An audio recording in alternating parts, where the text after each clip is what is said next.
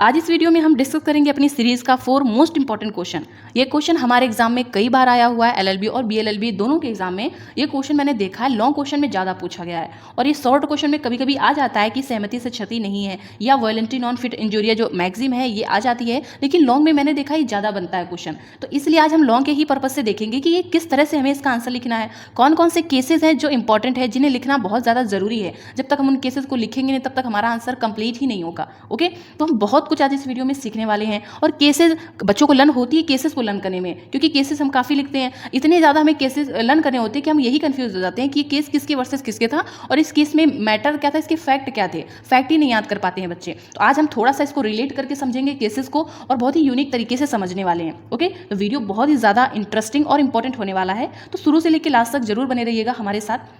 और वीडियो में आगे बढ़े इससे पहले बता दें कि अगर आप एलएलबी या बीएलएलबी के स्टूडेंट हो तो इस चैनल को जरूर सब्सक्राइब करिएगा और नोटिफिकेशन भी ऑन रखा करो, जिससे कि जैसे भी मैं कोई वीडियो डालूं, आप लोगों के एग्जाम से रिलेटेड कोई भी नोटिफिकेशन आया या एग्जाम डेट सीट से रिलेटेड या कोई भी सब्जेक्ट से रिलेटेड वीडियो हो तो आप लोगों को मिल पाए टाइम से। ठीक है, आइए अब इसका क्वेश्चन देख लेते हैं। क्वेश्चन क्या था, सहमति से क्षति नहीं। इस सूक्ति के अंतर्गत उपलब्ध बचावों को समझाते हुए बचाव के अपवादों को वादों की सहायता से समझाइए। क्या आप इस बात से सहमत हैं कि जो स्वेच्छया सहमति देता है उसे क्षति नहीं होती है, ना कि जो जानता है उसे क्षति नहीं होती है। ये क्वेश्चन है हमारा। इसमें बेसिकली पूछा गया है आपसे कि सहमति से क्षति नहीं, यानी एक जो मैक्सिम है आपकी वॉलेंटरी नॉन फिट इंजूरिया, ये मैक्सिम क्या है और इसका अपवाद भी देना है आपको। ठीक है, इस तरह से ये लॉन्ग में पूछा गया, और हाँ आपको केसेस के थ्रू ये आंसर बताना है। तो हम इसमें देखेंगे और केसेस को भी बहुत अच्छे से समझेंगे। आप लोग बस ध्यान से बस देखिएगा, समझिएगा, बहुत ही आसान है ये क्वेश्चन का आंसर। इसमें सबसे पहले हम लिखेंगे एक छोटा सा इंट्रोडक्शन बहुत ज़्यादा ज़रूरी होता है। यदि कोई व्यक्ति क्षति के लिए सहमति देता है तो वह उस क्षति के लिए या उस क्षति के विरुद्ध शिकायत नहीं कर सकता है। ऐसे व्यक्ति को जिसने किसी क्षति या किसी कार्य के लिए सहमति दी है वह अपकृत्य के अंतर्गत उपचार प्राप्त नहीं कर सकता है। यदि वादी स्वेच्छा से कोई क्षति सहन करता है तो उसे सहमति के विरुद्ध एक अच्छा बचाव प्राप्त होता है। जैसे कि सपोज, अब इसको हम एक एग्जांपल से देख लेते हैं कि सपोज ए और बी दो व्यक्ति होते हैं। ए व्यक्ति एक मोटरसाइकिल से जा रहा होता है, जो मोटरसाइकिल की हालत बहुत ठीक नहीं होती है, मोटरसाइकिल में दुर्घटना होने की संभावना होती है। ए व्यक्ति कहता है कि आप उसकी मोटरसाइकिल से मत जाओ, उससे दुर्घटना हो सकती है। बी व्यक्ति कहता है कोई बात नहीं, फिर भी मैं चलूंगा तुम्हारे साथ। ठीक है, वो अपने जोखिम पे अब जा रहा है, खुद उसके लिए सहमति दे रहा है कि अगर उस मोटरसाइकिल से कुछ भी उसको हो सकता है, कुछ भी हो जाए अगर, तो फिर वो उसके लिए खुद भी जिम्मेदार होगा। अब ऐसे आगे चल के क्या होता है, वो मोटरसाइकिल गिर जाती है, एक्सीडेंट हो जाता है और बी को सपोज कोई चोट आ जाती है, बी का पैर टूट जाता है, कुछ भी हो जाता है। तो अब ऐसे में क्या बी व्यक्ति जो है ए के खिलाफ केस कर सकता है कि भाई उसका हाथ पैर टूट गया है, अब उसको क्षति दी जाए, उसकी भरपाई करवाई जाए? नहीं कर सकता है, क्योंकि उसने खुद सहमति दी थी उसके लिए। ठीक है, अपनी मर्जी से गया था। यहाँ पे ए व्यक्ति ने नहीं कहा था कि आप हमारे साथ चलो। तो ये है इसका पूरा कॉन्सेप्ट कि अगर आप किसी भी कार्य के लिए सहमति देते हो और उस कार्य के परिणाम से आपको क्षति हो जाती है, आप जानते थे जबकि कि इस कार्य से आपको क्षति हो सकती थी, लेकिन फिर भी आप उस क्षति को सहन करने की सहमति देते हो और उस कार्य को करने देते हो, तो यहाँ पर अगर उससे क्षति हो जाती है तो आप प्रतिवादी के ऊपर केस नहीं कर सकते हो, ना ही आपको कोई उपचार प्राप्त होगा। ठीक है, और जो प्रतिवादी होता है, ठीक है, प्रतिवादी ये बचाव रख सकता है, बचाव सहमति का बचाव ले सकता है कि भाई वादी ने खुद सहमति दी थी इसके लिए, वो उत्तरदायी नहीं है। अब सामान्य की हम डेफिनेशन देख लेते हैं। सामान्य ने क्या कहा है इस विषय में। सामान्य कहते हैं कि कोई भी व्यक्ति किसी ऐसे अत्याचार को लागू नहीं करवा सकता है जिसका उसने स्वेच्छा से परित्याग किया हो। मीन्स कोई भी व्यक्ति किसी ऐसे अत्याचार को नहीं लागू करवा सकता है जिसके लिए उसने स्वेच्छा से सहमति दी हो, या कह सकते हो जिसका उसने परित्याग कर दिया है। जैसे बी, अगर बी सहमति न देता, ठीक है, तो यहाँ पर अगर उसके बाद अगर उसको कोई चोट लगती तो वो ए के ऊपर केस कर सकता था, लेकिन वो उसके लिए सहमति दे देता है। ठीक है, वो कहता है कि अगर उसकी वजह से कुछ भी होगा, उसको चोट लगेगी तो वो सहन कर लेगा। तो यहाँ पर अब उसने खुद से परित्याग कर दिया कि अगर न सहमति देता तो वो उसके ऊपर केस कर सकता था, लेकिन सहमति के बाद वो केस नहीं कर सकता है। ठीक है, कुछ इस तरह से इसका कॉन्सेप्ट है। इस प्रकार यदि आप किसी भी व्यक्ति को अपने घर में आमंत्रित करते हो तो आप उस व्यक्ति के विरुद्ध भूमि के लिए अत्याचार के लिए वाद नहीं ला सकते हो। इसी प्रकार से यदि आपने किसी सर्जन को सर्जरी करने के लिए सहमति दी हुई है और उसमें जो भी सामान्य खतरा उत्पन्न होगा उसके लिए अगर आपने उसमें सहमति दी है तो आप सर्जन के विरुद्ध शिकायत नहीं कर सकते हो अगर उसके बाद आपको कोई भी क्षति होती है। ठीक है, लेकिन यहाँ पर भी सर्जन को सद्भावनापूर्वक, यानी देखा जाए तो सद्भावनापूर्वक ऑनेस्टली उसको काम करना चाहिए। ऐसा नहीं कि किसी व्यक्ति ने सहमति दे दी है कि भाई उसका आप ऑपरेशन कर सकते हो तो आप कुछ भी कर दो, मतलब इधर उधर कुछ भी ऑपरेशन कर दो, ऐसा कुछ नहीं है। ठीक है, अब जैसे इसी के साथ हम थोड़ा सा और एग्जाम्पल लेते हैं। जैसे एक पोस्ट मास्टर होता है, पोस्टमैन जो भी होता है, जो लेटर देता है आके सबके घर में, तो उसको यह अधिकार है कि वो हर एक व्यक्ति के गेट में जाकर के लेटर दे सकता है, ठीक है। लेकिन इसका मतलब ये नहीं कि उसको अधिकार दिया गया सिर्फ गेट तक जाकर के लेटर देने के लिए, अब वो अंदर तक तुम्हारे बेडरूम तक चला जाए, घर के अंदर तक चला जाए, ये उसको नहीं दिया गया अधिकार, ठीक है। ये अगर ऐसा करता है तो वो अत्याचार होगा, लेकिन उसको सहमति जहाँ तक दी गई, अगर वो वहाँ तक करता है तो फिर कोई दिक्कत नहीं। अब यहाँ पर जो सहमति है वो दो तरीके की हो सकती है, विविच्छित सहमति भी होती है और देखा जाए अभिव्यक्ति सहमति भी होती है। विविच्छित सहमति यानी इम्प्लाइड कंसेंट, इसका मतलब क्या होता है कि जब किसी व्यक्ति के आचरण से ऐसा मालूम हो कि इसने इस क्षति के लिए सहमति दी है, तो वो होती है विविच्छित सहमति। अभिव्यक्त सहमति क्या होती है कि जहां पर व्यक्ति बोल करके सहमति देता है, ठीक है, कि हाँ इसके लिए वो सहमत है या इससे अगर कुछ भी उसको नुकसान होता है तो वो केस नहीं करेगा, ठीक है। ये होती है अभिव्यक्त सहमति, जहां पर व्यक्ति बोल करके सहमति देता है, ठीक है, एक्सप्रेस कंसेंट कह सकते हो। अब इसी के साथ हम एक केस देख लेते हैं, इस केस से आपको ये कॉन्सेप्ट और अच्छे से क्लियर हो जाएगा, ठीक है। ये आपका केस है Hall versus Brooklands, Hall versus Brooklands auto racing club, ये केस है आपका। इस केस में हुआ क्या था, पहले हम किस केस को देखते हैं, ठीक है। केस में क्या है कि इस वाद में वादी प्रतिवादी की भूमि पर आयोजित एक मोटर रेस का दर्शक है। जो वादी है हमारा, ये क्या है, एक दर्शक है। किसका दर्शक है, जो प्रतिवादी की भूमि में एक आयोजित है मोटरों की कारों की रेस जो हो रही है, उस रेस को देखने वाला एक दर्शक है वादी, ठीक है। और यहाँ पर रेस के दौरान क्या हो जाता है कि दो कारों में भिड़ंत हो जाती है, एक कार दर्शक के मध्य घुस जाती है, जो दर्शक बैठे होते हैं, एक कार दर्शकों के बीच में घुस जाती है, जिससे कि वादी को क्या हो जाता है, चोट लग जाती है, ठीक है। और यह निर्णय दिया जाता है, न्यायालय में यह निर्णय दिया जाता है कि दर्शक ऐसे खतरनाक खेलों के आयोजन में सम्मिलित होकर के खतरों के लिए विविच्छित सहमति देते हैं, यानी ऐसे खतरों से जो भी क्षति होती है उसके लिए विविच्छित रूप से सहमति देते हैं, ठीक है। जो ऐसे खेलों में आमतौर पर अंतर्निहित होती है, यानी जो भी ऐसे खेलों से क्षति होती है उसके लिए खुद सहमति देते हैं, वो भी विविच्छित सहमति। और वादी उपचार का अधिकारी नहीं है। तो अब यहाँ पे आप पूरा केस समझ गए होंगे, केस क्या है यहाँ पर। इसमें क्या होता है कि जो वादी होता है वो प्रतिवादी के द्वारा आयोजित एक मोटर रेस, यानी जो कारों की रेस हो रही होती है उसका दर्शक होता है। दो कारों में भिड़ंत हो जाती है, टक्कर हो जाता है, एक्सीडेंट हो जाता है, जिससे कि एक कार दर्शकों के बीच में आ जाती है, वादी भी वहीं बैठा होता है, तो वादी को लग जाती है उससे चोट। तो जब न्यायालय में जाता है कि भाई प्रतिवादी के द्वारा क्षतिपूर्ति कराया जाए, तो न्यायालय में न्यायाधीश के द्वारा कहा जाता है कि यहाँ पर जो वादी है वो खुद सहमति देता है इस चीज़ की कि जैसे कि वो उस खेल में शामिल हुआ, खतरनाक खेलों में शामिल हुआ, तो इससे यह अनुमान लगाया जाता है कि उस वादी ने सहमति दी थी कि ऐसे खेलों से जो क्षति होती है उसको सहन कर सकता है। जैसे आप क्रिकेट देखने जाते हो, आपको क्या पता नहीं है क्या कि अगर सचिन तेंदुलकर या धोनी अगर मारेंगे, छक्का मारेंगे, तो अगर आपके ऊपर आएगा तो उससे लग सकता है, पता है ना आपको, ठीक है, फिर भी आप जाते हो। तो ऐसे में अगर कोई बॉल सच में कोई आ जाती है, बॉल लग जाता है, तो फिर यहाँ पे आप उनके विराट कोहली के ऊपर केस नहीं कर सकते हो कि भाई इनकी गलती की वजह से आपकी चोट लग गई है, क्योंकि आप खुद गए थे क्रिकेट देखने, अपनी सहमति से गए थे वहाँ पे, ठीक है। और आपको मालूम है कि ऐसे खेलों में चोट थोड़ी बहुत लग सकती है, इस तरह की चोट लग सकती है, ठीक है। चलो, आई होप आपको ये केस समझ में आ गया होगा, ठीक है। और अगर इस केस को याद करने में दिक्कत हो, कभी कभी होती है बच्चों को दिक्कत होती है कि ये केस था किसके वर्सेस किसके था, तो हॉल जो है, हॉल को ऐसे समझ लो कि जो हमारा वादी था, दर्शक था, वो हालते जुलते बैठ गया था, ठीक है, ऐसे हॉल में बैठ गया था, हॉल जो था दर्शक, ठीक है, दर्शक हॉल में बैठे थे। और ब्रुक की लैंड यानी इसकी ब्रुक की लैंड यानी जमीन में ऑटो रेसिंग, ऑटो से कार समझ सकते हो, रिलेट कर सकते हो कि ऑटो रेसिंग यानी कारों की रेस हो रही थी, और इसी को बोल देंगे हम क्लब। तो Hall versus Brooklands auto racing club, थोड़ा सा रिलेट कर लो, इमेजिन कर लो, एकदम सीन वैसे बना लो, देखना कितनी जल्दी केस आपको याद हो जाएगा, ठीक है। इस तरह से रिलेट कर लेना, Hall versus Brookland auto racing club, ये केस था, ठीक है। अब इसके आगे देख लेते हैं। फैक्ट भी इसी तरह से याद किया करो, जरूरी नहीं है कि कोई बहुत अच्छी स्टोरी बनाओ, कुछ भी बना लो जिससे जो आपको याद हो जाए, ठीक है। कि वो जो हमारा केस है, केस में जो भी आ रहे हैं, जैसे इस केस में ये है, इस तरह से, और उसके फैक्ट से रिलेट कर लो कुछ इस तरह से। अब हम दूसरा केस देखते हैं। दूसरा केस क्या है हमारा, पद्मावती वर्सेस दुग्गा नायिका, पद्मावती वर्सेस दुग्गा नायिका। अब ये केस था, केस को पहले देख लेते हैं, केस क्या था हमारा।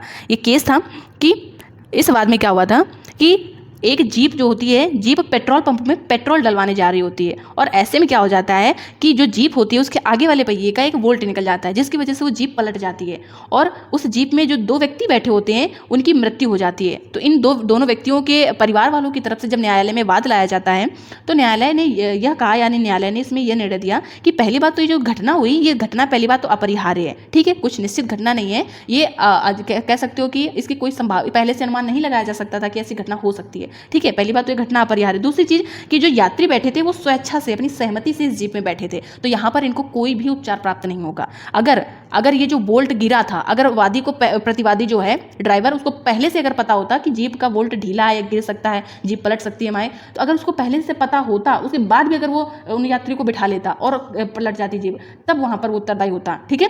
लेकिन उसमें कोई उसकी गलती ही नहीं थी, प्रतिवादी को उसको खुद नहीं मालूम था, और जो बैठे थे यात्री उन्होंने उसके लिए सहमति दी हुई थी। ठीक है, तो अब यहाँ पर सहमति के रूप में बचाव उपलब्ध होगा, तभी बचाव उपलब्ध होगा यदि यह साबित कर दिया जाए कि जो सहमति है वो स्वतंत्र थी और सहमति दबाव या कपट या भूल के अंतर्गत नहीं थी। ठीक है, अब इसके हम आगे देख लेते हैं कि एक जो है ये हमारी कह सकते हो हेडिंग कह सकते हो, ठीक है, इसको भी मैक्सिम बोल सकते हो, कि केवल जानकारी का तात्पर्य सहमति नहीं है। यानी सिर्फ जानकारी होना, किसी व्यक्ति को सिर्फ खतरे की जानकारी होना, ये सहमति नहीं है। कोई भी प्रतिवादी ये नहीं कह सकता था कि भाई इनको मालूम था कि इस काम में खतरा है, अब इसके लिए जो भी इनको नुकसान हुआ है मैं तो इसकी क्षतिपूर्ति नहीं करूंगा। ठीक है, इन्होंने खुद सहमति दी है, तो ये सिर्फ जानकारी होना ये कोई सहमति नहीं है। अब इसी को आगे इसमें बताया गया है कि सहमति यानी वायलेंटली नॉन फिट इंजूरिया के सिद्धांत के प्रवर्तन हेतु दो बातों को साबित किया जाना जरूरी है। पहली बात यह है कि वादी यह जानता था कि खतरा है, ये बात पहली बात तो आपको साबित करना पड़ेगा कि वादी पता था वादी को कि इस काम में खतरा है। ठीक है, दूसरी बात क्या साबित करनी होगी कि खतरे को जानते हुए भी वह हानि सहन करने के लिए सहमत हुआ, यानी उस खतरा जानते हुए भी वो इसके लिए सहमत हुआ। जैसे आप लोग खतरों खिलाड़ी शायद देखते होंगे, किसी ने देखा होगा, इस सीरियल आता था, ठीक है, शो आता था एक कलर्स में। इसमें जैसे जो जाते हैं कंटेस्टेंट वगैरह होते हैं, जो व्यक्ति जाते हैं खेल जाते हैं, तो अपनी सहमति से जाते हैं। पहली बात तो उनको ये भी मालूम होता है कि इसमें खतरा होता है। ठीक है, और दूसरी चीज़ क्या है कि उनको ये भी पता होता है कि ऐसे इस खतरे से हानि हो सकती है। ठीक है, दोनों मालूम होता है कि खतरा भी है, उससे नुकसान हो सकता है, फिर भी वो जाते हैं सहमति देते हुए। अब ऐसे में उनको कुछ हो जाए अगर, तो उसके लिए वो फिर केस वेस नहीं कर सकते ना, उनको क्षतिपूर्ति प्राप्त होगी। ठीक है, वो बात एक अलग की हो जाए कि कोई जानबूझकर उनको चोट पहुंचा देता है या जानबूझकर किसी गलती की वजह से उनको नुकसान हो जाता है, तो वहां पर फिर वो उपचार प्राप्त कर सकते हैं। ठीक है, यदि उपरोक्त दोनों बातों में से पहली वाली बात साबित हो जाती है, ठीक है, पहली वाली अगर बात साबित हो जाती है कि वादी जानता था कि खतरा है, अर्थात यह कि वादी को केवल खतरे का ज्ञान था, तो इसे प्रतिरक्षा का तर्क के रूप में स्वीकार नहीं किया जा सकता है। ठीक है, सिर्फ ये बात कि वादी को मालूम था कि खतरा है, सिर्फ इसको प्रतिरक्षा के रूप में स्वीकार नहीं किया जा सकता है, क्योंकि सूक्ति जो है हमारी मैक्सिम है वो ये है कि जो सहमति देता है उससे क्षति नहीं होती है, ना कि जो जानता है उससे क्षति नहीं होती है। जो हमारी मैक्सिम है कि जो व्यक्ति सहमति देता है उसको क्षति नहीं होती है, ऐसा माना जाता है कि उसको क्षति नहीं होती है, ना कि जो सिर्फ जानता था उसको क्षति नहीं होती है। ये मैक्सिम है हमारी। ठीक है, मात्र यह कि वादी को हानि का ज्ञान था, यह संकेत नहीं, इससे संकेतित नहीं होता है, इससे मालूम नहीं होता है कि उसने उसे सहन करने के लिए भी सहमति दी है। ठीक है, ठीक है, अगर कोई ऐसा खतरा हो जिसमें वादी को मालूम था कि इसमें खतरा है, ठीक है, सिर्फ इतना मालूम होना ये पर्याप्त नहीं है जब तक कि वो उसके लिए सहमति न दे। ठीक है, अब इसमें हम एक एग्जाम्पल देखते हैं, एग्जाम्पल से आप लोग बहुत अच्छी तरीके से समझ जाओगे। देखिए, थोड़ा सा पेशेंस रखना, अभी हम इसके बचाव को भी देखेंगे। और जो हॉस्पिटल वाला केस है जिसमें कि कभी कभी जैसे हॉस्पिटल में क्या होता है, ऑपरेशन होता है, व्यक्ति सहमति देते हैं, एक साइन करते हैं पेज में कि भाई अगर इसके दौरान कुछ भी हो जाता है तो उसके लिए हॉस्पिटल जिम्मेदार नहीं होगा। लेकिन क्या जो व्यक्ति होते हैं सहमति अगर दे देते हैं तो फिर डॉक्टर क्या कुछ भी करते रहते हैं? कुछ भी करेंगे? ऐसा नहीं है। तो ऐसा कब होगा? ये एक्सेप्शन में आता है हमारा। ठीक है, काफ़ी 2-3 केसेस इसके आगे हैं, बहुत ही ज़्यादा इंटरेस्टिंग है। थोड़ा सा पेशेंस बना के रखिए। वीडियो अगर थोड़ा सा आप चाहें तो टाइम अगर ना हो तो फास्ट भी कर सकते हो। ओके, बस आप लोग समझते जाना, बस इस वीडियो के बाद आपको लर्न करने में दिक्कत नहीं होगी, बस इतना मैं कह सकती हूँ। ठीक है, और वीडियो को बीच बीच में पॉज करके ये भी देखा करो कि अभी तक तुमने जो पढ़ा वो याद हुआ कि नहीं याद हुआ। ठीक है, ऐसे नहीं कि कंटिन्यू बस देखते जा रहे हो, ये मत क्या करो, ये बहुत गलत आदत होती है, ऐसे नहीं पढ़ा जाता है। ऑनलाइन जब भी पढ़ो तो पहले उतना समझ लो, थोड़ा सा समझने के बाद वीडियो पॉज करो, देखो कि कितना याद हुआ, फिर उसके आगे बढ़ो। जब उतना आ जाए उसके आगे बढ़ो, अगर कहीं दिक्कत हो रही हो तो फिर से पीछे जाओ, एक बार देख लो उसको। अब हम नया केस देखते हैं। ये केस जो हमारा है, एक केस है बाउटर वर्सेस रॉले रेसिंग कॉरपोरेशन। ठीक है, और केस क्या है हमारा, इस वाद में वादी के द्वारा एक घोड़ा गाड़ी के चालक को उस घोड़ा गाड़ी को चलाने के लिए कहा गया जिसका घोड़ा बहुत भागता था। वादी ने मालिक के आदेशों का पालन करते हुए, ठीक है, यहाँ पे जो वादी है वो नौकर है, याद रखिएगा। वादी ने मालिक के आदेशों का पालन करते हुए घोड़े को बाहर निकाला, घोड़ा उछला और वादी को क्षतिग्रस्त करता है, या घोड़ा जो है उछलता है और उसके बाद वादी को चोट लग जाती है उसकी वजह से। ठीक है, यहाँ पर घोड़ा निकालने की सहमति वादी के द्वारा नौकर होने की मजबूरी के अंतर्गत दी गई थी। ठीक है, यानी यहाँ पर जो नौकर है वो या वादी है वो घोड़े को निकालता है, तो यहाँ पे जो सहमति देता है निकालने की, वो इस वजह से देता है क्योंकि वो एक नौकर होता है और मालिक के द्वारा आदेश दिया गया होता है। अगर वो मना कर दे कि भाई मैं घोड़ा नहीं निकालूंगा तो फिर नौकर किस बात का। ठीक है, तो यहाँ पर क्या हुआ, जो उसको चोट लग गई तो फिर मालिक क्या कहता है, मालिक कहता है कि जो हमारा नौकर है या जो वादी है ये खुद अपनी मर्जी से इसने घोड़ा निकाला था, या घोड़ा जब इसने निकाला था तो इसने खुद इसकी सहमति दी थी। ठीक है, तो न्यायालय कहता है कि ऐसी सहमति स्वतंत्र सहमति नहीं है क्योंकि वो तुम्हारा नौकर है। ठीक है, और तुम हो उसके मालिक। अगर वो ऐसा ना भी करता, या कह सकते हो कि ऐसा करना उसका कर्तव्य था, मालिक की आज्ञा का पालन करना उसका कर्तव्य था। ठीक है, इस वजह से वो ऐसा काम करता है। ठीक है, न्यायालय ने यह निर्णय दिया कि प्रतिवादी को सहमति का बचाव उपलब्ध नहीं होगा और क्या है, प्रतिवादी प्रतिकर का हकदार है, यानी जो नौकर है वो उसको प्रतिकर मिलेगा, उसको उपचार मिलेगा, और जो उसका मालिक है वो बचाव नहीं दे सकता है कि ऐसा जो वादी है उसकी सहमति स्वतंत्र थी। ठीक है, अब इसको हम देख लेते हैं इसका एक्सेप्शन क्या है। ठीक है, सहमति के बचाव के अपवाद, exceptions of defence of consent, इसके दो अपवाद हैं। ठीक है, बहुत आराम से देखिएगा आप लोग, इसके दो एक्सेप्शन है। पहला जो है बचाव के मामले में इसका एक अपवाद है कि सहमति होने के बावजूद भी वादी उपचार प्राप्त कर सकता है, और दूसरा इसका जो एग्जाम्पल है प्रतिवादी का उपेक्षापूर्ण आचरण। दो इसके अपवाद हैं कि जहाँ पर प्रतिवादी का उपेक्षापूर्ण आचरण होगा वहाँ पर वादी सहमति देने के बावजूद भी उपचार प्राप्त कर सकता है, और दूसरा बचाव के मामले में। अब इसको हम देख लेते हैं आगे। बचाव के मामले में, ठीक है, सहमति से क्षति नहीं, सूक्ति का एक अपवाद बचाव के मामले में है। यदि कोई व्यक्ति बचाव करते समय सहमति से, ये कह सकते हो कि यदि कोई व्यक्ति बचाव करते समय सहमति से भी कोई कार्य करता है तथा उसके परिणाम स्वरूप क्षतिग्रस्त हो जाता है और उसे प्रतिकर प्राप्त करने का अधिकार होगा। ठीक है, तथा प्रतिवादी वादी के विरुद्ध सहमति का प्रतिवाद लेकर अपने दायित्वों से बच नहीं सकता है। यहाँ पर क्या बताया गया है कि अगर वादी किसी बचाव के मामले में अपनी सहमति देते हुए भी किसी कार्य को करता है और उस कार्य से उसको अगर कोई क्षति हो जाती है तो उसको बचाव प्राप्त होगा वहाँ पर, और जो प्रतिवादी है वो इसका तर्क नहीं दे सकता है कि वादी ने इसके लिए सहमति दी थी। ठीक है, अब हम इसको एक केस के थ्रू देखते हैं। यहाँ पर जो हमारा एक केस है, केस क्या है, hence versus Harwood. Hence versus Harwood, ये दो केसेस हैं। ठीक है, इस केस में होता क्या है, केसेस पहले देख लेते हैं। ठीक है, बहुत आराम से सुनो, थोड़ा सा रिलेट करते चलना, देखना कितनी जल्दी याद हो जाएगा। इस मामले में क्या होता है कि जो प्रतिवादी होता है, प्रतिवादी के नौकर के द्वारा एक जो उसका घोड़ा होता है उस घोड़े को गली में छोड़ देता है। ठीक है, एक ऐसी गली में छोड़ देता है जहाँ पे छोटे छोटे बच्चे भी होते हैं, महिलाएं भी होती हैं। ठीक है, ऐसी गली में छोड़ देता है घोड़े को, और वो खुद पता नहीं कहाँ चला जाता है उसका नौकर। अब क्या होता है, छोटा सा एक बच्चा आता है और उस घोड़े को वो क्या करता है, पत्थर मार देता है। तो ऐसे में घोड़ा जो होता है वो बिदक जाता है, कह सकते हो कि ऐसे भागने लगता है, इधर उधर भागने दौड़ने लगता है। तो उसके पास में एक हॉस्पिटल था, सॉरी स्टेशन था, पुलिस स्टेशन था। पुलिस स्टेशन में कांस्टेबल बैठा था, वो देखता है कि ये घोड़ा बहुत तेज भागते हुए गली में जा रहा है और यहाँ पर तो छोटे छोटे बच्चे भी हैं, महिलाएं भी हैं, तो ऐसे में तो उनको चोट लग सकती है। तो कांस्टेबल क्या करता है कि कांस्टेबल अपनी खुद की मर्जी से, कह सकते हो अपनी तरफ से जाता है, उस घोड़े को कोशिश करता है रोकने की।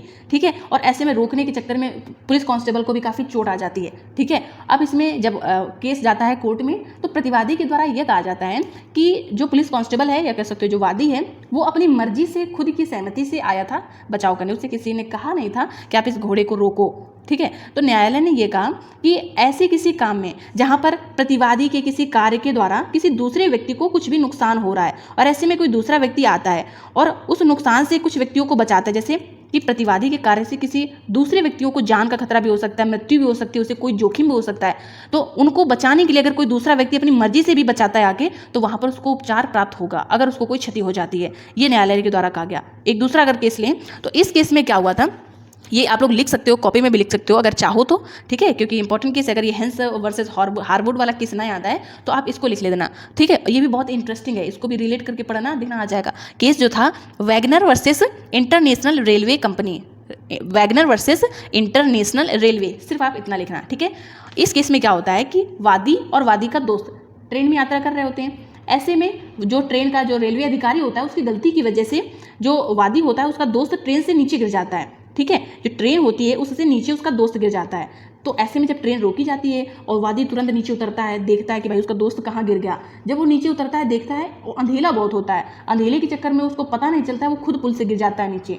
तो ऐसे में उसको काफ़ी ज़्यादा चोट लग जाती है। तो जब मामला न्यायालय में जाता है तो प्रतिवादी के द्वारा यह तर्क दिया जाता है, जो रेलवे अधिकारी था उसके द्वारा तर्क दिया जाता है कि जो वादी है वो अपनी सहमति से खुद आया था उसको दोस्त को ढूंढने अपने, या उसको बचाने आया था। तो न्यायालय ने इसमें सेम वही कहा, निर्णय दिया कि ऐसे किसी मामले में अगर कोई व्यक्ति, या कह सकते हो कि कोई भी वादी या कोई भी व्यक्ति किसी व्यक्ति को बचाने के लिए जो खतरे में हो या जोखिम में हो या उसकी जान को खतरा है या इस तरह से संकट में है अगर कोई, तो उसको बचाने के लिए अगर कोई व्यक्ति आता है और ऐसा संकट किसी दूसरे की गलती की वजह से हो, तो यहाँ पर अगर वादी को कोई भी नुकसान हो जाता है तो उसके लिए उसको उपचार प्राप्त करने का अधिकार था। जैसे यहाँ पर जो वादी है वो अपने दोस्त को ढूंढने के लिए गया था और उसकी वजह से उसको चोट लग गई, और उसका दोस्त कैसे गिरा था, रेलवे अधिकारी की गलती की वजह से। ठीक है, ना रेलवे अधिकारी गलती करता, ना उसका दोस्त नीचे ट्रेन से गिरता और ना वादी उसको ढूंढने जाता। तो यहाँ पर वादी को कहा गया, न्यायालय ने कहा कि वादी को अधिकार है कि वो उपचार प्राप्त करे, और यहाँ पर जो रेलवे अधिकारी है उसको उत्तरदायी ठहराया गया। ठीक है, इस केस को क्या, इस केस कौन सा था, Wagner versus international railway. Wagner से आप याद कर सकते हो कि उसका जो दोस्त था वो थोड़ा बिगनर था, यानी बहुत ज़्यादा ट्रेंड नहीं था, बिगनर वैगनर इस तरह से याद कर सकते हो। और इंटरनेशनल रेलवे यानी कोई रेल का ट्रेन का मामला है, कोई रेलवे अधिकारी का मामला है, इस तरह से थोड़ा सा आप याद कर सकते हो इसके फैक्ट वगैरह, ठीक है। अब इसके आगे हम दूसरा देख लेते हैं, प्रतिवादी का उपेक्षापूर्ण आचरण। जो प्रतिवादी का उपेक्षापूर्ण आचरण होता है ये भी कहीं ना कहीं एक एक्सेप्शन होता है। इसमें जो मैक्सिम है, इसमें मैक्सिम क्या है, वॉलंटी नॉन फिट इंजूरिया के सिद्धांत का अपवाद है, अर्थात जहां वादी उपेक्षापूर्ण आचरण के द्वारा, ठीक है, जहां पर प्रतिवादी उपेक्षापूर्ण आचरण के द्वारा वादी को क्षति पहुंचाता है, ठीक है, वहां पर प्रतिवादी यह तर्क नहीं ले सकता है कि वादी खतरा जानता था और खतरा जानते हुए उसने खतरे से होने वाली हानि सहन करने की सहमति दी है, ठीक है। प्रतिवादी के यानी उपेक्षापूर्ण आचरण से अगर वादी को कोई भी नुकसान, कोई भी हानि, कोई भी क्षति होती है तो यहाँ पर जो प्रतिवादी होता है वो ये नहीं कह सकता है कि वादी जानता था कि यहाँ पे खतरा है और उसने इस खतरे को सहन करने के लिए सहमति दी थी, ठीक है। और सहमति का अर्थ यह नहीं होता है कि प्रतिवादी कोई भी उपेक्षा बरतने के लिए स्वतंत्र है, ठीक है। अब इसको जैसे हॉस्पिटल का मामला ले लेते हैं, जब ऑपरेशन करवाने के लिए कोई जाता है तो उसमें पहले से ही लिख के देता है कि भाई वो इस बात के लिए सहमत है कि अगर कुछ भी ऑपरेशन के दौरान कुछ भी थोड़ा बहुत क्षति हो जाती है, नुकसान हो जाती है तो उसके लिए, ठीक है, उसके लिए सहमत हैं और उसके लिए हॉस्पिटल में कोई भी केस नहीं करेंगे। लेकिन इसका मतलब ये नहीं कि हॉस्पिटल वाले जो डॉक्टर हैं वो कुछ भी करते रहें, कुछ भी ऑपरेशन करते रहें, इधर उधर कुछ भी करते रहें, इसके लिए वो स्वतंत्र नहीं है। इसी तरह से एक उदाहरण है, केस है, ठीक है। इस मामले में क्या हुआ था, एक महिला है जिसकी किडनी में एक स्टोन होती है, ठीक है, और वह एक सर्जन के पास जाती है ऑपरेशन करवाने के लिए, और ऑपरेशन से पहले जो महिला होती है वो खतरा को सहन करने की है, जो भी जोखिम होता है उसको सहन करने की सहमति देती है।